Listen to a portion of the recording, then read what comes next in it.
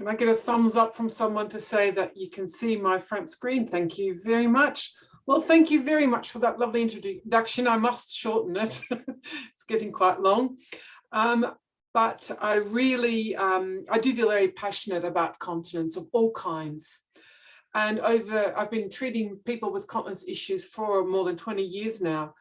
And one of my biggest peeves is when I hear other health professionals say, oh, they can't do anything about their continence problems. They've got Parkinson's or had a stroke or insert any other chronic condition here. Because I feel that that's so unfair. And just because someone has got a chronic condition like Parkinson's doesn't mean that we can't still improve things as far as continence is concerned. So first of all, what is continence? Continence is the ability to stay dry with coughing or sneezing, and to get to the toilet with time to spare so that you're not rushing and worrying about dripping on the back of your trousers or underwear. Continence is also not needing to go too often. People sometimes know exactly where all the toilets are in their local area and plan their outings according to where the toilets are. And continence is all about having good control over your bowels, whether it's wind or solid material. We want to be able to control it and release it at an appropriate time. When we talk about continence, everyone first of all always talks about the pelvic floor. Now the pelvic floor, they are the muscles at the bottom of your trunk, or as I like to say, between you and disaster. They are the muscles that run from the pubic bone, which is that little bone right at the front, at the bottom of your stomach, all the way to the back. We call it a floor, but in fact, it should be called a hammock because it's not solid like floors are. And here is a picture of the pelvic floor. You can see the pubic bone at the front of the male and female. And you can see the tailbone called the coccyx at the back, which is the little bone right at the bottom of your spine. And hanging between those 2 points is the pelvic floor. It also goes from left to right. So if you sit on your hands, you'll sit on the 2 sitting bones, formerly called the ischial tuberosities, but I like the word sitting bones better. And the pelvic floor hangs between those 2 bones as well. And as you can see on this picture, the pelvic floor has a few openings. In the female, we've got 3 openings. You've got your urine tube, your urethra, the vagina, which is where the babies come through, and the anus or the back passage. In men, there's only 2 holes, the back passage, the anus, and the urethra or the urine tube. Just above the pelvic floor in the men sit the prostate. So this muscle hangs there to try and make sure that all these organs and their contents stay inside until it's appropriate for them to be released. So what happens to the pelvic floor, I hear you ask? And this is where I get frustrated when people are written off because they've got a secondary condition, because a lot happens to you, even if we take Parkinson's out of that equation. Lifestyle happens to people. So someone who's got a lifestyle that involves a lot of heavy lifting, being very sedentary, being a really keen weightlifter with heavy weights, someone who's overweight, all those things can have an impact on the pelvic floor itself. So for that matter, can constipation. So I've said to groups of men in the past that, well, if you've been constipated on a regular basis for over a few years, say 5 to 10 years, you might as well have pushed out a 10-pound baby like the women do, because it does just as much damage. Coughing, or especially constant coughing, can cause lots of problems. So we encourage people to resolve the cause of that coughing if possible. And of course, any surgery to that area. Now that includes lower stomach surgery, abdominal surgery, any surgery to the bowel, any surgery to the hips, and for the ladies, any gynecological surgery as well. Of course, removing the prostate for the guys can make a big difference too to their pelvic floor. For women, we also need to include being pregnant and delivering those babies vaginally. And for men, we need to include the prostate, which actually keeps growing right throughout life. Guys, did you know that your prostate does not stop growing until you leave this mortal earth? Prostates, together with your nose and your ears, just out of trivial interest, keeps growing. That doesn't mean you've got prostate cancer. It's just that the prostate keeps enlarging. And as a rule, the prostate sits like a donut around the urethra. An enlargement can go outwards, pushing on the rectum, or inwards, closing the urethra. Now we add the problems with Parkinson's. And dopamine plays a significant role when it comes to continence management. Dopamine can slow the gastrointestinal tract, so it can slow your gut, which will cause constipation in itself. And dopamine will also affect how the bladder and the brain talk to each other. So dopamine, or lack thereof, can cause urgency, can cause frequency, and can cause needing to pee at night. I'll talk about all those a bit more in a little while. And it's the change in the levels that we think can also make a difference in how much effect there is. So depending on what medication you're on and how much medication you're on, and making sure that the level of dopamine stays relatively stable can make a big difference on continence problems. So one of the things that is commonly recommended for incontinence in people with Parkinson's is that you're very careful about taking your medication on time to reduce those fluctuations, which can cause problems. Let's talk a little bit about constipation. And so often I've heard people say, well, yeah, you can't do anything about constipation, they've got Parkinson's. Well, no. Yes, Parkinson's can affect constipation, but there's a lot you can do about it. First of all, let's talk about how constipation is affected by Parkinson's. As I said just before, it slows down how your bowels work. So it alters how the food moves through your bowels. It moves through much slower, which means that more fluid can be pulled out of the fecal matter, out of the stool, drying it up, causing firmer stools and therefore constipation. But also chewing and swallowing difficulties can affect your ability to eat properly. And having the right diet and drinking an adequate amount of fluid can make a big difference in managing constipation. If the stool is going to move through your bowel slower and therefore drying it out, making sure you're not dehydrated, increasing that process is quite important. So it's important that an adequate amount of fluid is drunk by people with constipation and Parkinson's. Now, we also know that the gut sits still if you sit still. So this increases the importance of walking and exercise so that your gut is moving as well.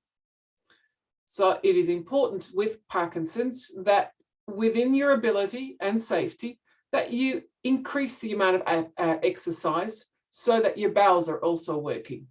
You will have heard physios and other health professionals tell you about how important it is to exercise. Here is another reason why it's important. It keeps the bowel moving. Now, with constipation, it can also cause bladder issues.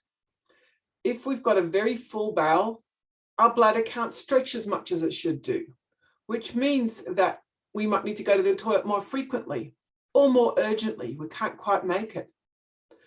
And of course, constipation can make you feel unwell, can make you feel very lethargic, and affect life in general.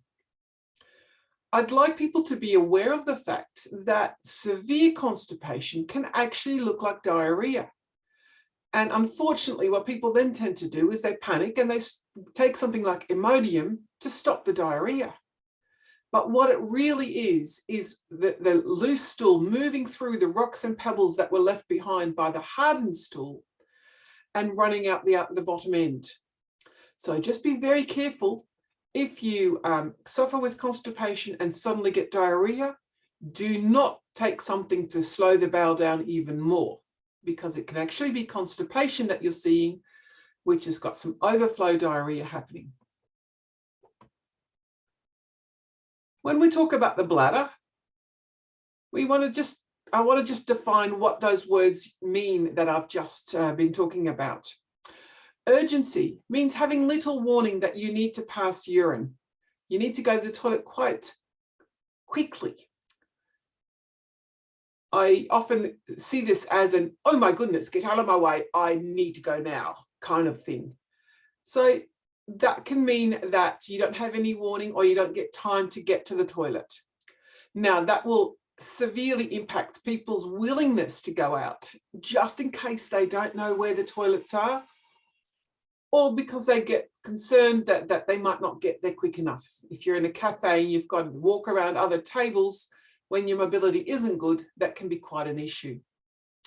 Urgency is often accompanied by frequency, and frequency is going to the toilet quite frequently or often, usually only passing small amounts of urine at one time. Frequency is anything more than about frequency is about going every 2 hours or more frequently than that. We should, in fact, be able to hold comfortably for up to 3 to 4 hours. And we should only need to visit the toilet to pass urine between 4 and 6 times in the waking hours, although I'll let it creep up to 7 or 8 if you're over the age of 65. And I mean creep, that doesn't mean at 65, 8 times is normal. At 65, I'd like to see you still be able to do 6 or 7 times rather than more frequently than that. Another problem that we see, not as commonly, but we do see it in Parkinson's, is retention. And retention is not being able to empty your bladder completely. Now, that can be quite problematic for a few different reasons. Retention can cause any sort of bugs to stay in the bladder and breed, giving you urinary tract infections. But the other problem with retention is that it can increase the pressure of the bladder, which means that the urine can get pushed back up the ureters towards the kidneys. If it gets to the kidneys, if it flows back all the way up to the kidneys, that is a major medical problem. So if you don't feel like you're emptying your bladder completely, we do need to do something about it. Finally, nocturia is needing to get up more than once a night during the main sleep period to pass urine. In Parkinson's, this commonly occurs in the first few hours after bedtime and very much affecting how well you sleep. In Parkinson's, it's thought to be related to wearing off of the medication and also blood pressure fluctuations that can cause fluid retention during the day.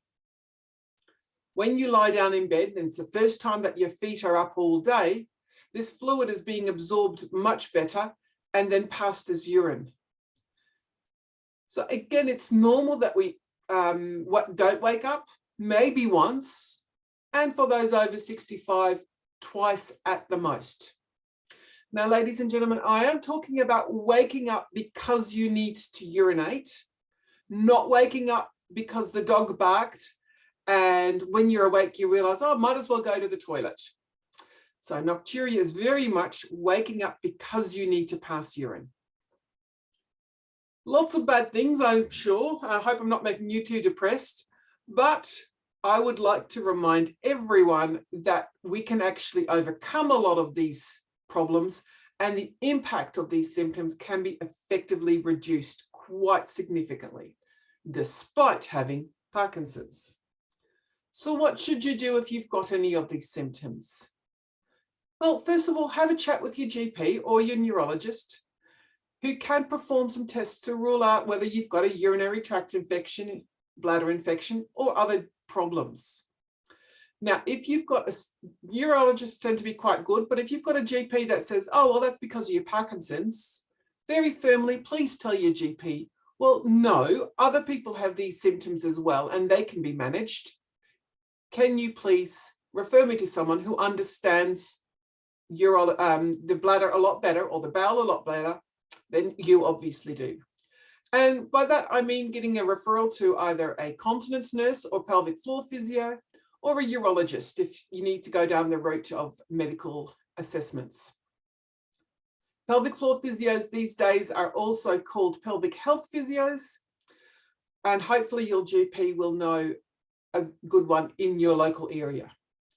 So all of these people will be able to look and assess your bladder symptoms and provide treatment plans that work for you. I would like to specifically say for with Parkinson's that bladder difficulties can be a sign of wearing off. So where the symptoms get worse between doses of medication and in the bladder are related because the level of medication is becoming too low. Making sure that you take your medication on time will help with that. But if it's an ongoing problem, please talk to your neurologist and let them know that this is causing you some concern and affecting your quality of life. I think most neurologists are quite good when it comes to Parkinson's and wearing off. And not all of them are as good with urological problems. But if you sit down with him or her and say, look, can we please have a good long talk about this? They should be okay. So let's go to some specifics. What can we do when you've got Parkinson's? Let's talk about good bladder habits. The first mistake people make is going just in case. If I had you live, I would actually say, who can remember their parents saying, we're going out, go to the toilet. I don't need to go, Mum. Well, go just in case. You might also recall having said that to your own kids, because it's something that people get taught to do at a very young age. It is actually not a good habit. We should be going when the bladder says, hey, hello, I'm getting rather full here. Can you take me to the toilet? When we do get that sensation, we should calmly go to the toilet rather than rushing. Because if we rush to the toilet, the panic of worrying about whether or not we'll get there, the worry about perhaps leaking urine can actually make urgency worse. So we really want to try and stay in charge of the bladder, or as I call it, mind over bladder. Other things that can help is make sure that you're drinking enough fluids. I love to see that some of you have actually pulled out something to drink. I've noticed a few water bottles and cups containing possibly tea or coffee, but other fluids as well. We should be drinking about 1.5 to 2 litres every day. Now, if any of you've got other medical reasons why you can't drink that much, please adhere to those recommendations. But as a general rule, 1.5 to 2 litres is what we need. Now, that does include your coffee, your tea. It includes your soups, your laxes, your icy poles, and your really juicy fruits. But we want to make sure that this fluid doesn't actually add to the problem. So anything that contains caffeine, tannin, or alcohol, so your coffee, your tea, your Coke, your energy drinks, they shouldn't be more than about 1/3 of your total intake. So as a rough guesstimation, if you're going to have a nice cup of strong tea, you should also be drinking 2 cups of water, not at the same time, but in your waking hours. There is a myth that everyone should have 8 glasses of water. That is indeed a myth. There is no truth to it whatsoever. It is important that we drink an adequate amount of fluid. So as I said, between 1.5 and 2 litres a day. The other thing that we can make sure we do is manage our diet and exercise to help the bowel and the pelvic floor and the bladder work properly. So with diet, if you have trouble eating, just think about what are a better option to choose.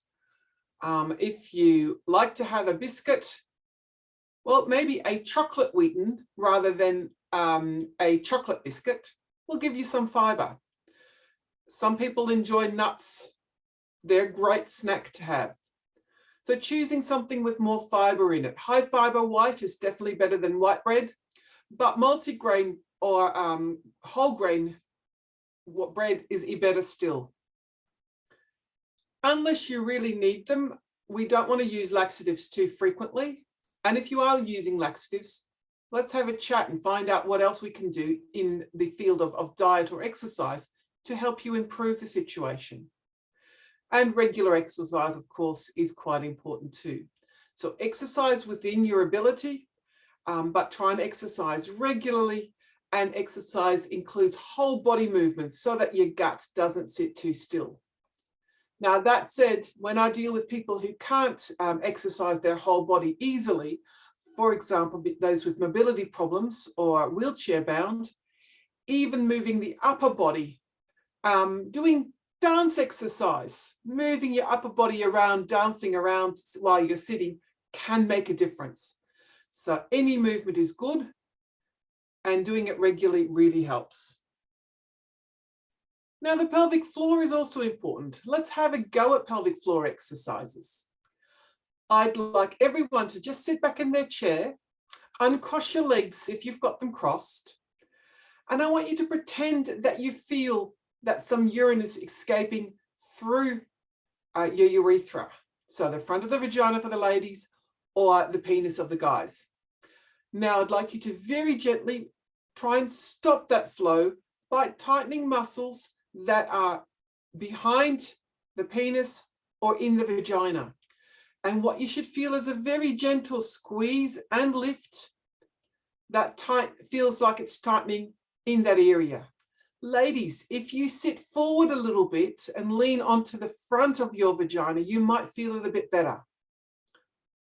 Gentlemen, the easiest way for you to see if you're doing it properly, and please don't do it right now, is to drop your trousers and have a look in a mirror, because you can actually see that the penis gently tucks in a little bit and the testicles move. Now, gentlemen, do not make all the decorations jiggle by moving your tummy muscles, but gently pull up and in. It's a very small movement. Ladies, if you want to see if you're doing it properly, you do need to get more intimate with yourself. I'll talk about that in a moment.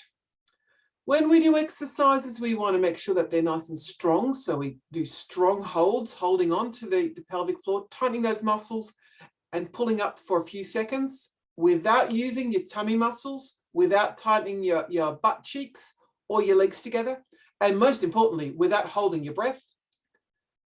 But we also sometimes need quick squeezes. So when we're about to cough or sneeze, we want to pull up rather quickly so that the muscles are holding on. Now, the ladies in the group will probably have been told about pelvic floor exercises after they gave birth. Guys tend to hear about this when they have prostate problems. One of the more boring things that I see is that people have been told, oh, you've got to do 3, 4, 5, 600 squeezes a day. Whilst it's important to learn how to do them properly and do some regular exercises to strengthen them, it's actually more important to learn to squeeze those muscles in anticipation of something that can cause a leak. As you can see on the pictures here, before you land on a trampoline, before you sneeze, or when you're singing, are times when you actually want to have that pelvic floor engaged.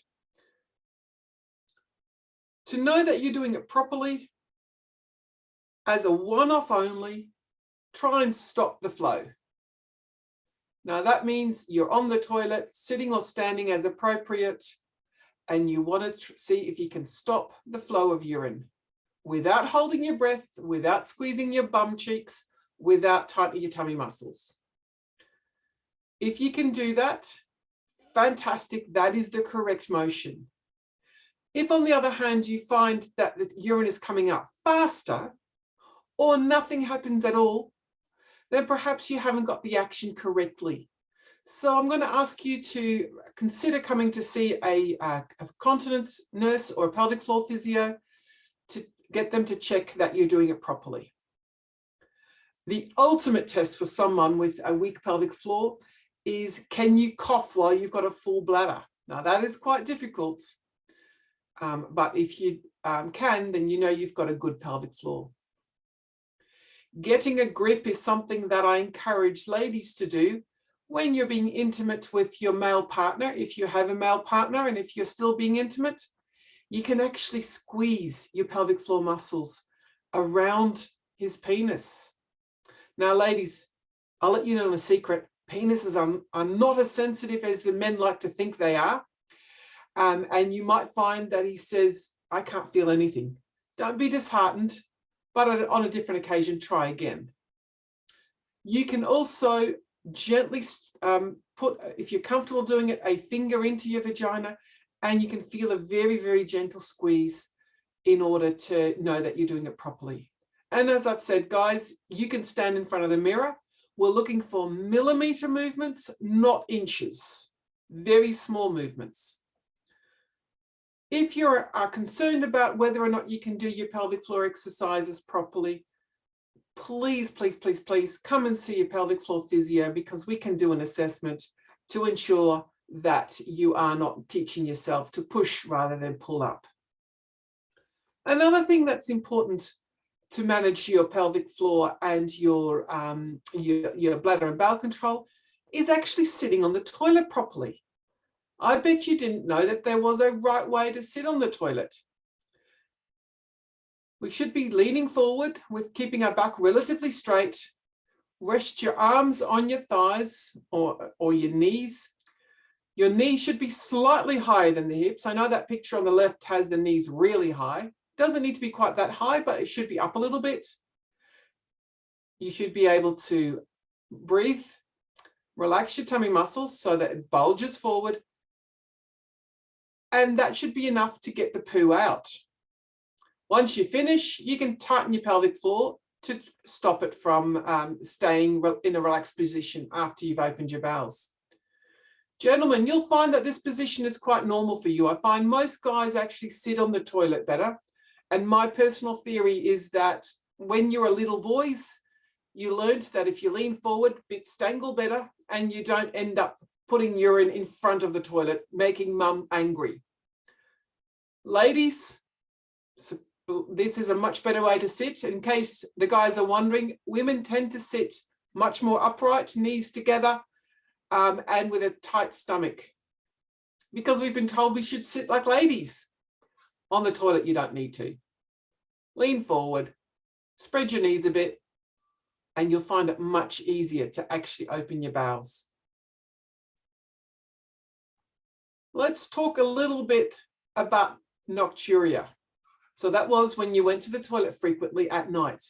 And here are some hints that can actually help to reduce getting up frequently at night. One of the simplest things is in the afternoon or early evening, when you're sitting, perhaps reading a book, watching television or whatever, pop your feet up. And I don't mean on a low table or a stool.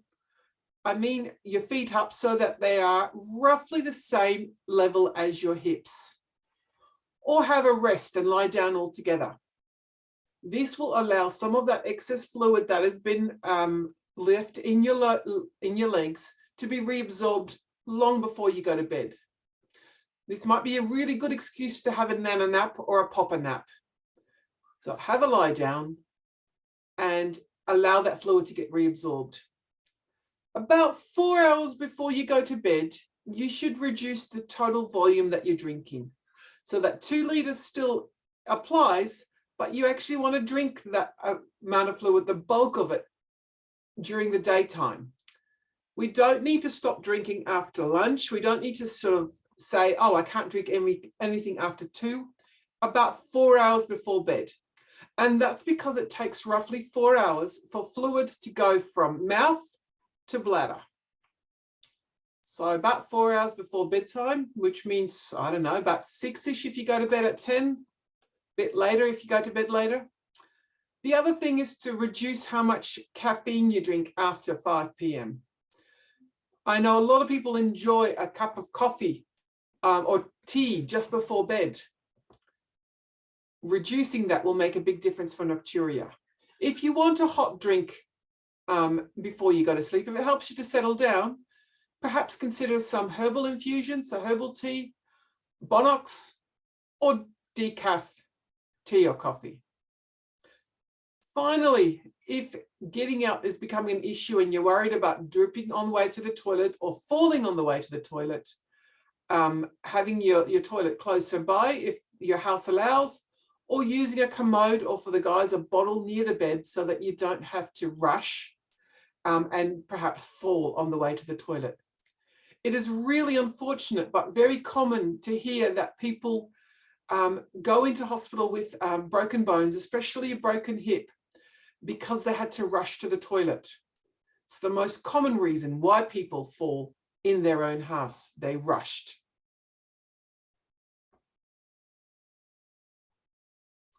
What about medication? Well, there are some medications that are available that can assist with bladder control. We've got medication that are antimuscarinic or anticholinergic that helps with some bladder control.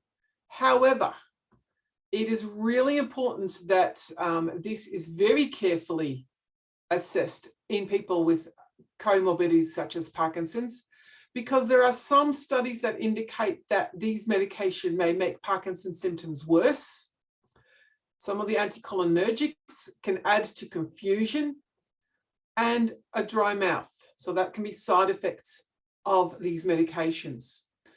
So not only talking to your GP, but probably talking to your neurologist is important to make sure that you can take those medications in the bigger picture of your symptoms. I would also suggest that if you're taking more than 5 medications, you should sit down with your pharmacist and do a medication review to make sure that none of your medicines are contradicting each other or working against each other, or perhaps need to be taken at different times of the day because they work together or they affect each other if you take them at the same time. So make sure you talk to your specialists, make sure you talk to your pharmacist before going on any medication for your bladder or bowel control. By the same token, don't let anyone tell you, especially if they haven't done any sort of in-depth studies on it, oh no, you can't because you've got Parkinson's. And they tend to be the GPs. Some GPs are brilliant with Parkinson's. Some GPs have remembered a vague line that they learned at university all those decades ago and immediately write it off. So have an in-depth talk.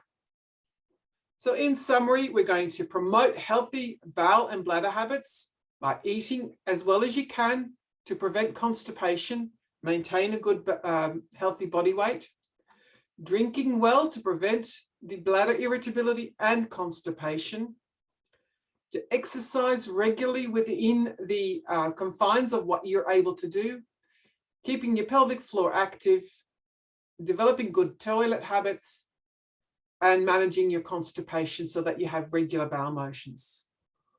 All those things can be done despite Parkinson's, and all those things can make a big difference to people with bladder and bowel function problems. Now, I do want to bring up that there are products to help manage incontinence. So if you do leak urine, if you avoid going out because you're worried about where toilets are and you're worried about wetting your clothing, there are lots of different products available that can help manage urinary incontinence. And there's also products available that can help fecal incontinence. So they will actually protect your clothing. These are available in supermarkets and pharmacists, but it's important that you get the right one. So have a chat with a continence nurse about the best product for you. Some physios will have some knowledge in this as well, but nurses tend to be the absolute best. If you are using products regularly, what a lot of people don't realize is that there is funding available for people with neurological dysfunctions to pay for these continence products. It's called the Continence AIDS Payment Scheme. Definitely, as Parkinson's, it is one of the criteria that allows you to have some funding. But if you're on a pension and you don't have Parkinson's, you might still be able to get some funding as well. It's done through Medicare. It's about $500 a year, I want to say. And your continence nurse or GP can help you with the paperwork. And you'll find all the details. If you look up online Continence AIDS Payment Scheme or CAPS, you'll find all those details there. So where to from here? Get into your good habits, do your exercises, and seek help if you need to. Do not put up with incontinence, and do not let anyone tell you, oh, this is because you've got Parkinson's. We might not be able to cure it completely, but we should be able to reduce it significantly. And where can you get this help? Well, the Continence Foundation of Australia are absolutely brilliant with providing help. You can find them online. They've got lots of fact sheets, including some on constipation, on managing fecal incontinence, urinary incontinence, and on Parkinson's. You'll find some more resources at the continencesupportnow.com site. But if you don't feel comfortable looking things up online, the National Continence Helpline is a great resource. It's a phone call away. The people on the other end of this phone call are continence nurses. They will send out free of charge all this information that to help you out. And they can also tell you where you can find help locally. Now, here in the ACT, we've got the Continence Clinic from ACT Health, which is a free clinic that you can go to. We've also got, and they've got continence nurses and a continence physio. We've also got private physios.